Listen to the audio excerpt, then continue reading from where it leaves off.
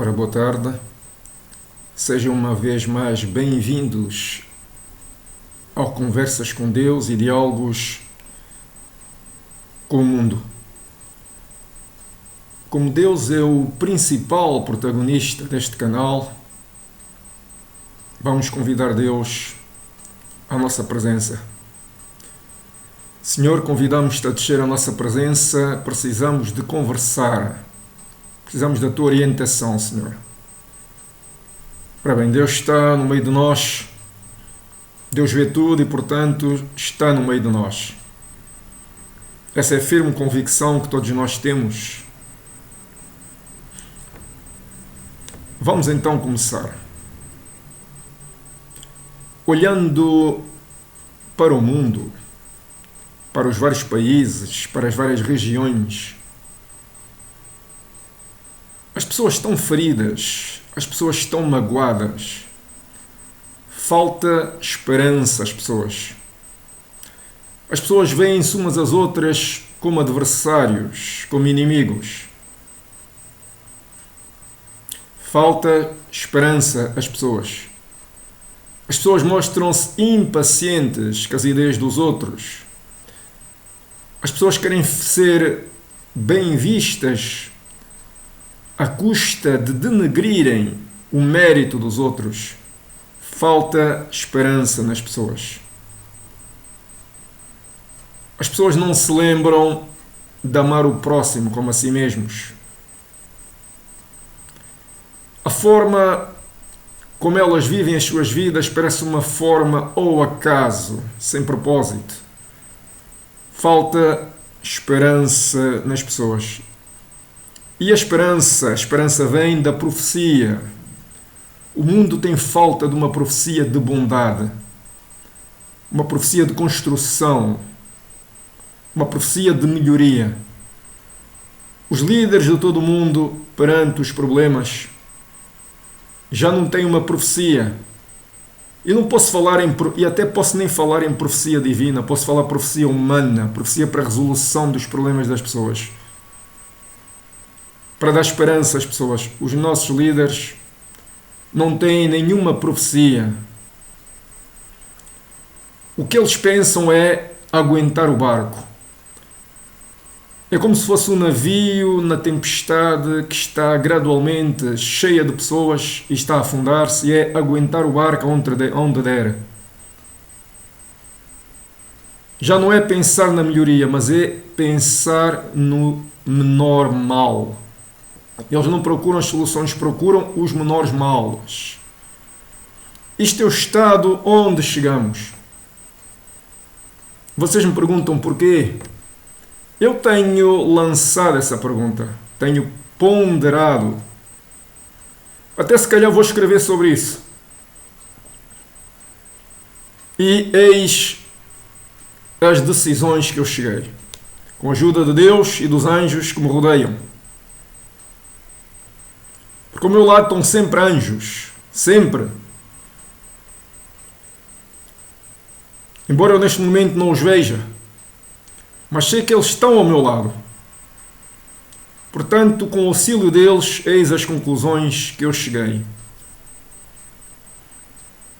Ao mundo, aos países, falta liderança.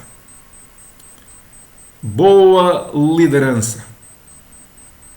Uma boa liderança é feita não pela autoridade, mas sim pela influência. Liderar é influenciar. Os nossos líderes não governam pela influência, os nossos líderes governam pela força legal do escrutínio eleitoral. Governam pela força legal do mandato legislativo. Não governam pela influência. Não governam pela sabedoria. Não governam com eficácia. Governar com eficácia é criar impacto duradouro na vida das pessoas. É pensar o melhor do país, do mundo e das pessoas. É tentar resolver as instabilidades. Os bons líderes não têm medo da instabilidade. Escolhem as pessoas certas para os lugares certos, delegam. Rodeiam-se como príncipe de bons conselheiros. Ouvem vozes discordantes, mesmo da sua. Ponderam e ponderam e ponderam e tomam a decisão que julgam correta. Os bons líderes sabem que as modas podem ser seguidas, mas relativamente à sua perspectiva espiritual e daquilo que eles consideram corretos, eles são como rochas inamovíveis. Rochas que enfrentam as ondas do mar. Rochas que resistem às tempestades. Rochas que resistem aos ciclones. A terra pode se revolver, mas eles estão lá. Eles fazem a ponte entre o céu e a terra. Eles são rochas. Há uma convergência e eles consideram o seu propósito está lá, não para o bem deles, mas para o bem das pessoas. Portanto, os bons líderes têm boa liderança. E boa liderança não é mais do que influência. É a influência que vai determinar a eficácia. Eficácia da capacidade de um líder. É muito mais importante do que talento, inteligência, recursos, dinheiro. A influência supera isso tudo. A capacidade de liderança determina o nível ou eficácia de uma pessoa. A capacidade de liderança determina o nível ou eficácia de uma pessoa. Estava a ver se me vinha à memória o que eu tinha pensado.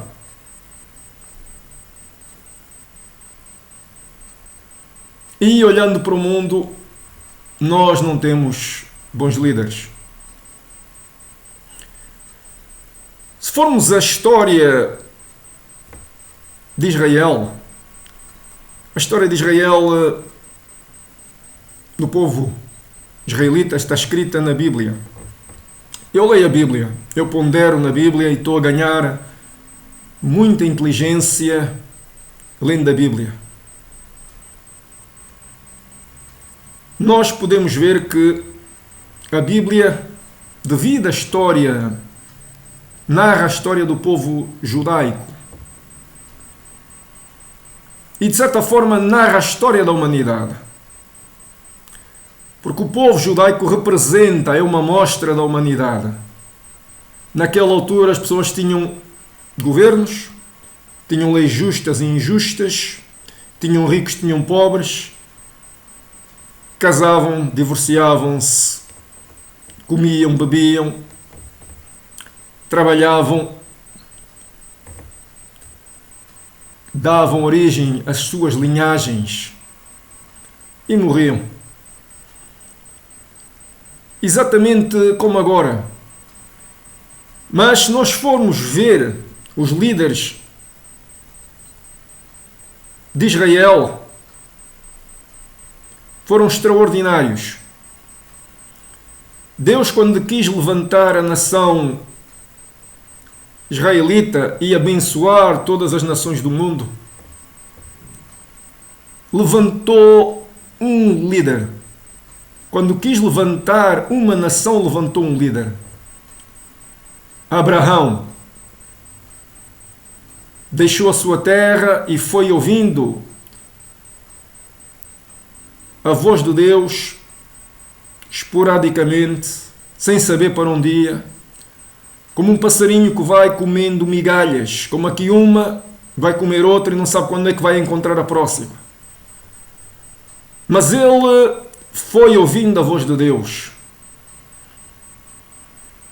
Deus tinha-lhe dado uma promessa. E ele foi acreditando quando não havia razões para crer. Ele era idoso e a sua mulher era idosa. Não podiam ter filhos, a mulher era estéril. Mas, no entanto, ele crendo nessa promessa, a mulher teve filhos. Analisando na perspectiva atual, nós dizíamos que houve uma cura da esterilidade da mulher. Houve um rejuvenescimento, digamos assim. O útero rejuvenesceu. Ela não podia ter filhos, era idosa, o corpo estava-se a deteriorar, a destruir-se gradualmente devido ao processo de velhice, e ela rejuvenesceu para ter o filho. Ela foi rejuvenescida, digamos assim. Mas isso, analisando as coisas friamente, Abraão sabia que era impossível a sua mulher ter filhos. Isto é o lado racional dele, mas ele calou o lado racional e decidiu ter fé, acreditar em Deus, na voz que o falava. E veio então a dar uma grande nação. Abraão gerou Isaac e Ismael. Ismael gerou os árabes. Isaac gerou Jacó. Jacó gerou os 12 patriarcas de Israel. E todas as famílias foram abençoadas no mundo através de Abraão, porque Abraão veio trazer e todas as nações, para todas as nações, e na altura foi algo assombroso e extraordinário, a lei de Deus. Deus escolheu um povo, levantou uma nação e deu-lhes leis. Leis do que é correto, para separar do que é errado. Não matar, não roubar, amar a Deus sobre todas as coisas, guardar castidade, honrar pai e mãe, não mentir, não levantar falsos testemunhos, não jurar falsamente, não aceitar subornos, justiça de forma imparcial para todos e o respeito pela vida. Não foi por esta ordem, mas é isto basicamente que está lá escrito. Esses valores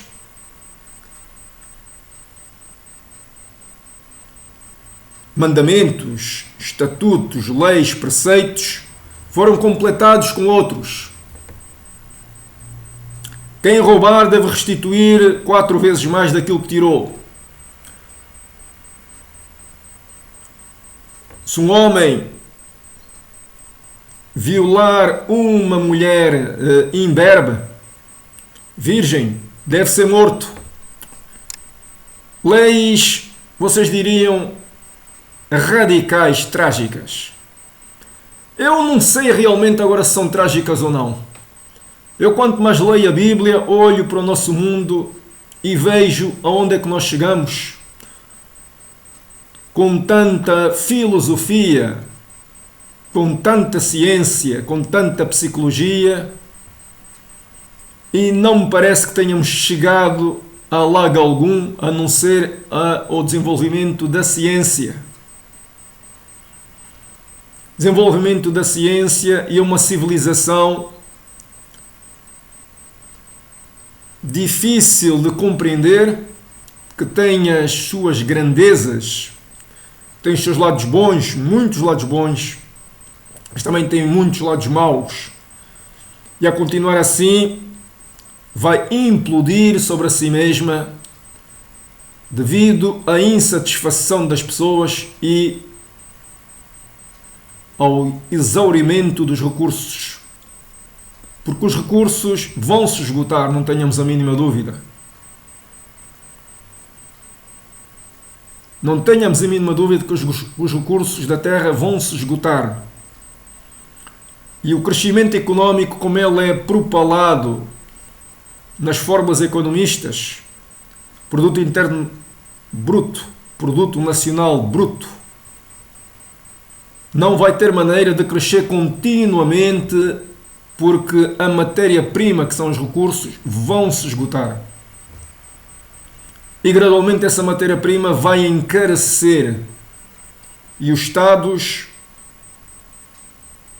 que garantiram direitos, liberdades, deveres às pessoas, vão ter tendência a transformar os direitos em deveres. Mas Deus levantou uma nação através de um líder, Abraão. Depois Deus salvou o mundo inteiro e particularmente o povo judeu da fome que graçou através de um líder que esteve na cadeia como escravo durante 13 anos a esperar até que foi levantado para salvar todos da fome. Ele tinha sido escravo e tinha sido vendido pelos seus irmãos como escravo. Mas ele levantou-se para salvar o mundo da fome. Mandou construir celeiros nas principais cidades. Reunir tudo aquilo que era acumulado, que não devia ser desperdiçado. Todo o cereal para animais e para pessoas. Acumulado, porque ele recebeu uma profecia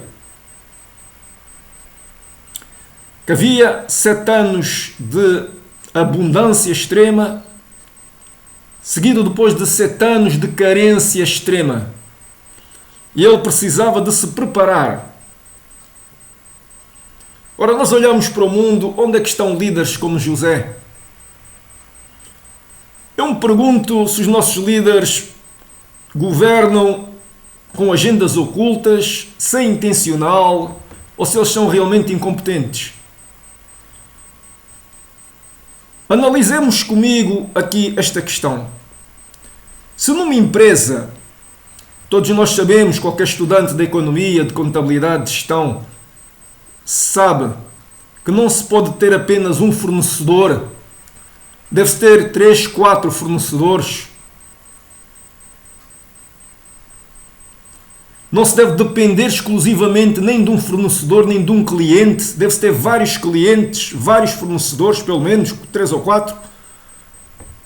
Como é que uma União Europeia, um Estado enorme, uma reunião de Estados, vai depender em mais de 60% do cereal de um só país? A Ucrânia. Como é que não resolveram prever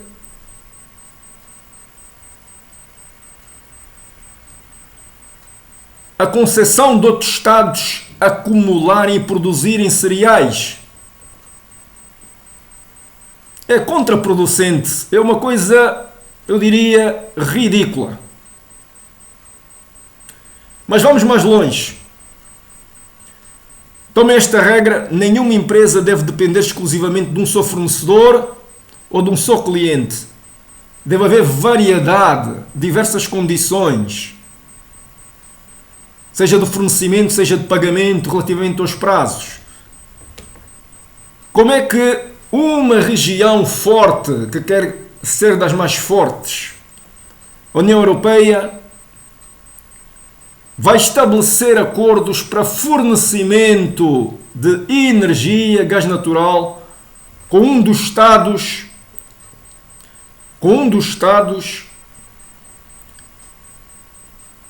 problemáticos? Até há bem pouco tempo havia a divisão entre Ocidente, cultura ocidental, Ásia, Rússia. Como é que vão estabelecer acordos quase de exclusividade para fornecimento de energia para a Europa, um Estado que até há pouco tempo foi inimigo, a fornecer mais de 70% de energia Não tem lógica. Ao mundo falta boa liderança. Já não há líderes como José. Portugal até há bem pouco tempo foi considerado o celeiro da Europa. Eu pelo menos li isso. Eu gosto muito de ler. Neste momento estou a ler cada vez mais a Bíblia e estou a ser inspirado por ideias. E Portugal até pouco tempo foi no celeiro da Europa. Produzia muito cereal. Muito cereal. Até que o nosso querido primeiro-ministro, ao entrar para a Europa, lá fez um acordo em que Portugal deixou de produzir cereal. E produziu-se outros vegetais. Mas a questão não é essa. A questão é que o simples facto de apenas um país a nível mundial produzir muito cereal, esse único país para muitos países do mundo, se acontecer qualquer coisa a esse país, como aconteceu, os outros países passam fome. É o que está a acontecer atualmente no mundo inteiro.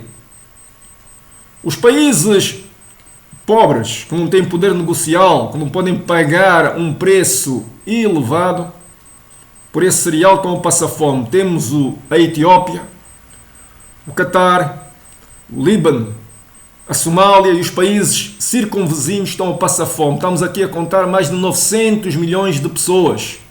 A continuar assim, isto vai avançar para 1 bilhão. Juntando a 1 bilhão e qualquer coisa de pessoas que já passavam fome, vocês estão a ver o estado do mundo. Nos países desenvolvidos, mais protegidos, digamos assim, os preços estão-se a elevar. Eu me pergunto, onde é que está a boa liderança?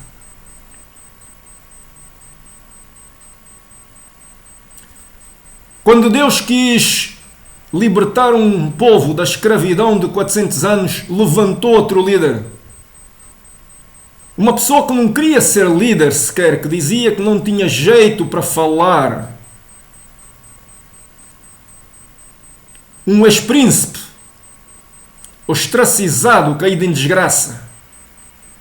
Deus levantou-o como líder para libertar uma nação de 400 anos de escravidão e guiá-lo pelo deserto até a terra prometida. Um líder humilde, manso, que nunca se vangloriou pelo enorme poder que Deus lhe deu, que ele parecia um Deus, ele próprio a realizar os maravilhas e sinais com o poder do próprio Deus, estava sempre ao lado dele. Mas esse líder foi levantado. Onde é que estão líderes como Moisés para levantarem o mundo? A própria igreja não está a conseguir levantar o mundo. A própria igreja, que devia ser uma rocha, como disseram ao Pedro, tu és rocha, eu farei a minha igreja. Uma rocha é inamovível nos seus princípios, nas suas ideias, na sua espiritualidade, é inamovível. Deve resistir às tempestades, deve resistir aos ciclones, deve resistir ao mar bravo com espuma que esbraceja como se fosse um leão, deve resistir aos ciclones, ainda que a terra se mova, deve resistir. Thomas Jefferson, um dos maiores líderes, dizia que, relativamente à moda, eu sou a favor da moda, mas relativamente aos meus princípios e aquilo que eu considero correto, os meus valores, eu sou como uma rocha. Portanto, onde é que estão líderes desse calibre? A própria Igreja está a tentar agora vergar-se às ideias conformistas do mundo, dos intelectuais de esquerda, às ideias progressistas.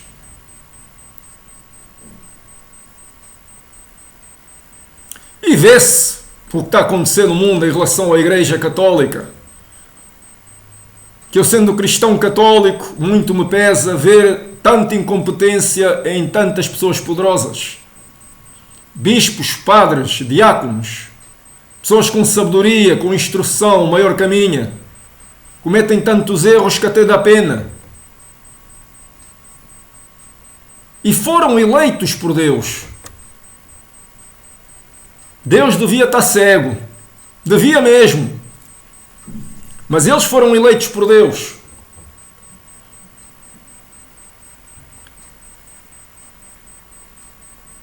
Por este caminho, eles não conseguirão dirigir ninguém, encaminhar ninguém para Deus e, pelo contrário, apenas servirão de pedra de tropeço, onde afastarão as pessoas do Deus que deviam anunciar, glorificar, amar.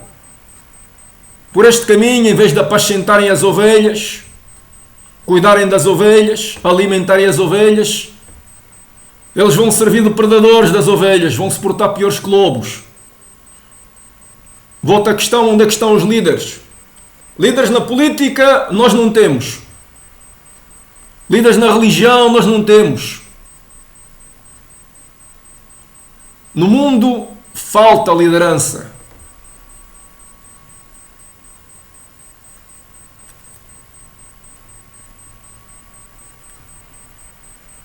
Moisés morreu em vigor. Ele não devia ter morrido. Mas Deus assim o quis, porque ele não abençoou Deus numa das circunstâncias. Porque ele foi tentado pelo povo da servidura, que só exigia e estava sempre descontente. Eram lamúrias todos os dias.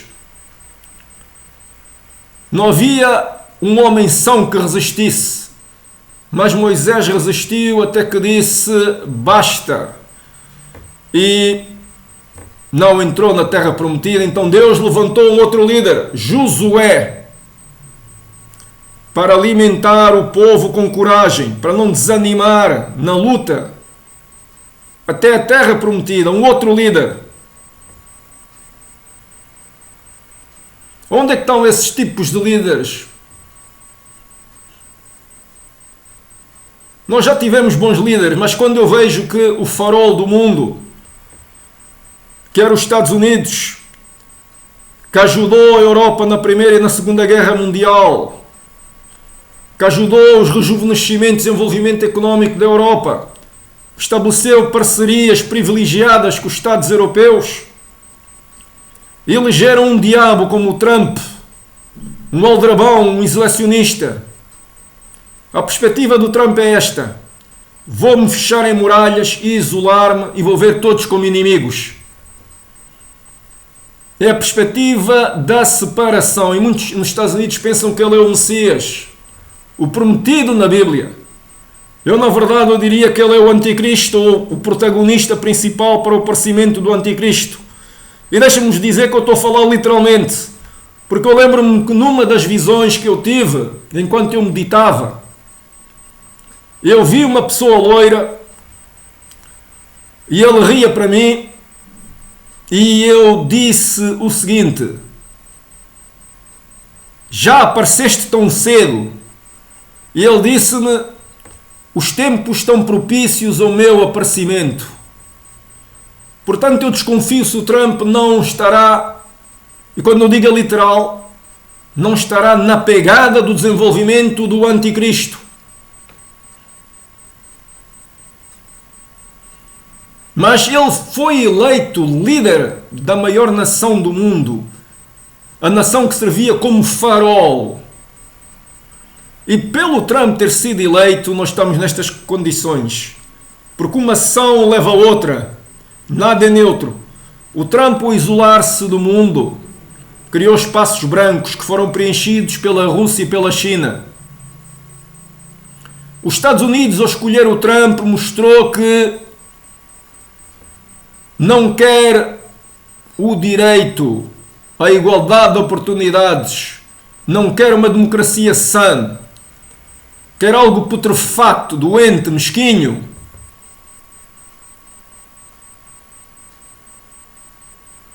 E ao isolar-se do mundo, abandonou o mundo. A sua sorte e esse espaço foi preenchido pela Rússia e pela China. Por isso é que a Rússia ousou agora atacar a Ucrânia, porque garanto-vos, se o Trump não tivesse sido o líder, os Estados Unidos não tinha sido tão enfraquecido em termos de estrutura interna. Porque quando atacam a estrutura de um corpo, esse corpo precisa se defender, ganhar resistências. E nesse período onde tem que ganhar resistências anticorpos, muita coisa acontece. Foi o que aconteceu aos Estados Unidos e ao mundo. Onde é que estão os bons líderes?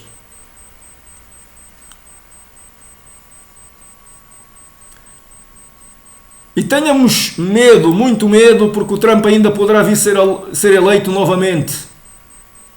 Tenhamos medo, muito medo. Eu, se fosse os americanos, eu sou a favor da erradicação dos maus. Como eu já disse ao próprio Deus, que Ele me desse o poder, eu liquidava os maus.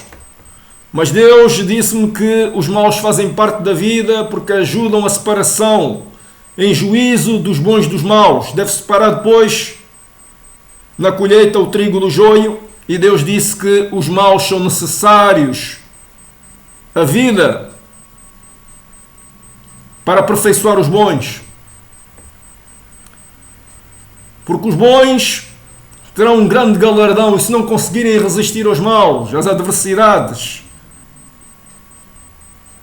aos problemas, mesmo que os maus os queiram destruir e prejudicar, se eles não conseguirem resistir aos maus e não modificarem a sua estrutura mental para não se tornarem parecidos com os maus, em juízo pouco haverá que se salvar. Porque vai haver um juízo. Cristo numa primeira fase disse que vinha salvar o mundo, não vinha condená-lo, vinha salvá-lo, para garantir posteriormente que todos os predestinados no dia do julgamento são salvos. E todos os outros terão também a sua punição. Portanto, Deus levantou bons líderes. Onde é que estão esses bons líderes? Deus depois levantou um outro líder, que era um jovem de 17 anos, 18 na altura, ou se calhar menos ainda, 16, a Bíblia fala em 16, que ele enfrentou um gigante e foi perseguido para ser morto, mas veio a ser um dos maiores reis. David foi também um grande líder, guiou uma nação em tempos conturbados e difíceis para não abandonarem os mandamentos, os estatutos, as leis e os preceitos ditos a Moisés pelo próprio Deus. Basicamente, ele guiou a nação para o que é correto. Esses líderes, onde é que eles estão? O que nós temos atualmente no mundo é líderes que governam pela autoridade conferida pelo mandato eleitoral, líderes que escolhem pessoas de acordo com a sua preferência, não competência, de acordo com a sua cor partidária, delegam assim o poder, líderes que têm medo dos mass media, líderes que tentam mobilizar os juízes competentes que estão a descobrir muitas fraudes, muitos crimes, para outras funções. Líderes que propõem outros juízes incompetentes, que vão criar uma certa estabilidade e não vão investigar a estrutura corrupta da sociedade. Líderes que lavam as mãos quando algo acontece aos seus subordinados. Líderes que não se rodeiam na sua estrutura de pessoas de várias proveniências sociais. Um governo devia ter várias proveniências sociais. Convém que tenhamos alguém a defender os direitos dos pobres que já foi pobre ou sofreu dificuldades.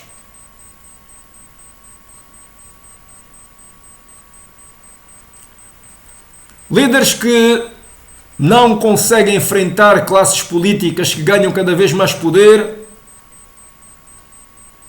porque não pensam no país nem nas pessoas. Vejam o caso de alguns países em que as ordens médicas têm tanta força como o próprio governo. Eles dizem não se faça mais empresas não se criem mais universidades de medicina, não se abram mais cursos de medicina, e o governo cala-se. Outros dizem que nós queremos aquilo, e o governo cala-se. Há uma coisa, bons líderes governam em tempos difíceis, tomam decisões. Bons líderes têm lideranças que causam impacto na vida das pessoas. Boa liderança é influência. Influência. É isso que determina um bom líder. Não há boa liderança sem influência. É a influência que vai determinar a eficácia da ação governativa dos bons líderes. O mundo precisa de bons líderes. E mais ainda, precisa de bons líderes que tenham profecias para a própria humanidade, profecias de melhoria, profecias de cura do mundo, profecias de restauração, profecias de transformação para melhor. Profecia. Bons líderes que tenham sonhos para a humanidade, para as suas populações. O mundo precisa disso. Eu, numa das minhas meditações, eu percebi uma coisa importante. A mim foi-me dito que Cristo está a vir ao mundo. Vocês podem desacreditar-me, não há problema nenhum. Eu aceito as balas. Aceito o conflito. Estou ciente daquilo que ouvi. Tanto que aquilo que ouvi foi-me feito numa espécie de proposta. E eu recusei a proposta na altura em que então me disseram assim: eu ouvi Cristo. Cristo está a vir ao mundo. Cristo está a vir ao mundo. Ao que eu repeti, Cristo está a vir ao mundo. E as pessoas que me fizeram a proposta, pessoas espirituais, disseram assim: nós sabemos, porque é que achas que te convidamos? Não me é permitido divulgar mais porque são conhecimentos difíceis de entender. Mas Cristo está a vir ao mundo. E como Cristo está a vir ao mundo, eu sei que esta terra não vai ser salva pela ciência. Vai ser salva pela transformação da estrutura mental. Que eu já falei sobre a estrutura de Freud mental. Nós temos que debruçar-nos agora mais sobre a estrutura espiritual. Desenvolver a fé.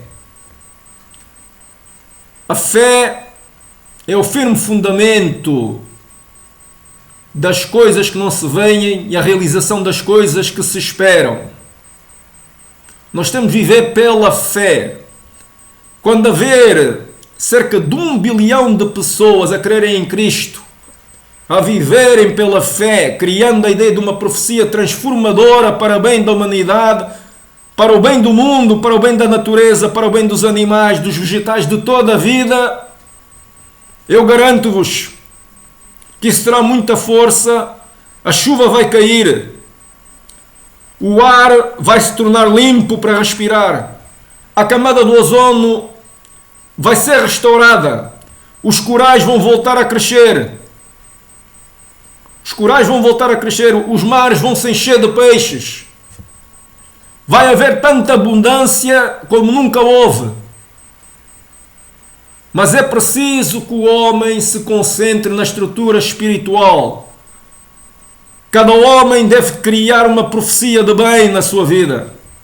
Eu próprio enfrentei muitas dificuldades e ainda agora enfrento neste país difícil que é Portugal. Que eu várias vezes me pergunto se Deus fala comigo, e eu tenho essa certeza, porque é que não me mandou para um país com mais capacidade? Os Estados Unidos, por exemplo, a Alemanha.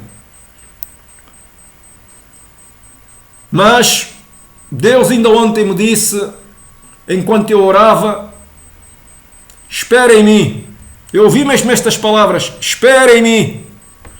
E eu tenho que ser humilde, porque tudo vem de Deus e a obra é de Deus e nós estamos aqui a viver de acordo com a vontade de Deus. Mas eu sonho esse dia em que cerca de 1 bilhão de pessoas vão convencer-se do erro, da predominância da estrutura mental de Freud e vão agarrar a estrutura espiritual.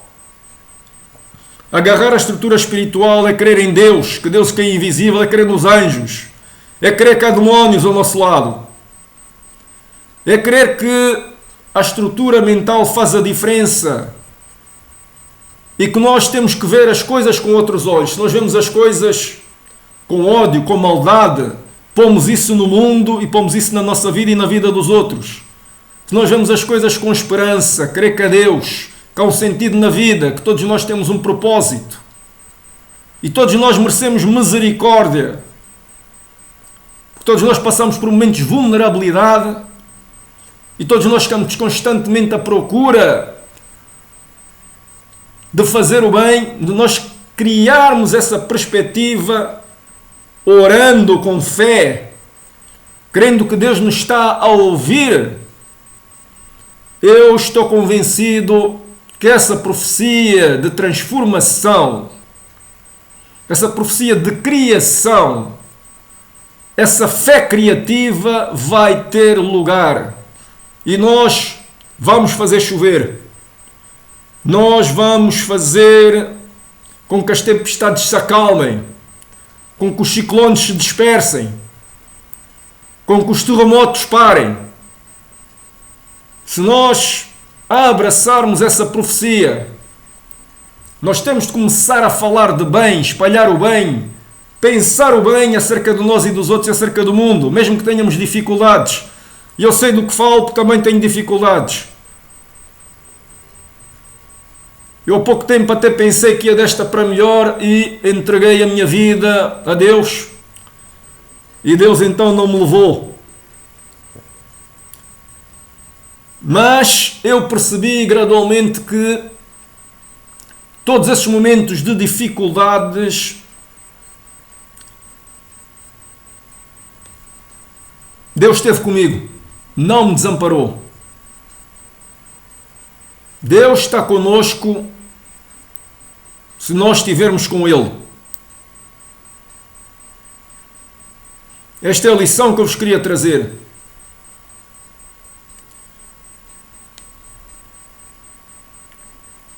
Com o amor de Deus, a graça de Jesus Cristo e a comunhão do Espírito Santo estejam com todos nós. Eu oro em nome e por amor de Jesus Cristo, Pai, Filho, Espírito Santo. Amém.